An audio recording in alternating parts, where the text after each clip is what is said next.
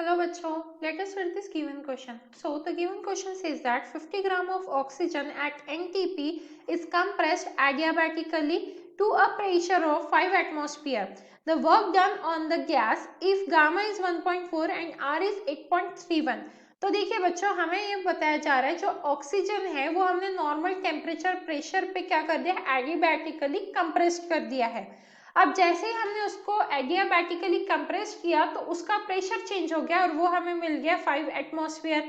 तो अब हमें क्या निकालना है, वर्क डन निकालना है। तो देखिए हमारे पास क्या क्या गिवन है वर्क डन निकालने के लिए। सबसे पहले T1 गिवन है क्योंकि नॉर्मल टेम्परेचर प्रेशर बोला है तो वो होता है 273 केल्विन नॉर्मल टेम्परेचर, और प्रेशर क्या हो जाएगा यहाँ पे हमारा 1 atm। अब आफ्टर कंप्रेशन प्रेशर भी दिया है हमें तो वो हो गया है 5 atm, राइट। इसी के साथ हमें गामा की वैल्यू है दैट इज 1.4 और आर की भी वैल्यू दी है 8.31। आप देखिए यहाँ पे मास ऑफ ऑक्सीजन दिया है तो हम एन की वैल्यू निकाल सकते हैं। Mass of oxygen divided by molar mass that means 32, तो यहाँ पे हो जाएगा 50/32, ये होगी एन की वैल्यू।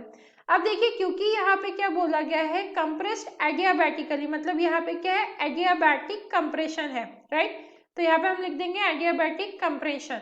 तो क्योंकि एडियाबैटिक कंप्रेशन है इसीलिए हम क्या लिख सकते हैं यहाँ पे T2 की equation T2 is equal to लिख सकते हैं T1 और यहाँ पे P1/P2 raised to the power gamma -1 by gamma, because this is the adiabatic compression. हम T2 निकालेंगे क्योंकि हमारे पास बाकी सभी डेटा है, सिर्फ यहाँ पे T2 की वैल्यू नहीं है। तो T2 की वैल्यू निकाल के फिर हम वर्क डन फाइंड आउट करेंगे। तो सबसे पहले T2 की वैल्यू फाइंड आउट कर लेते हैं। यहाँ पे वैल्यू सब्स्टिट्यूट करेंगे। T1 की वैल्यू हमारी 273 और यहाँ पे ब्रैकेट में P1 क्या है 1 और P2 क्या है 5।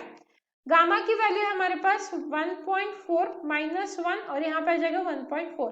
तो जब हम इसे सॉल्व करेंगे तो T2 की वैल्यू हमें क्या मिलेगी 273 इंटू क्या हो जाएगा ये 5 रेस्ट टू दी पावर 2/7 हो जाएगा।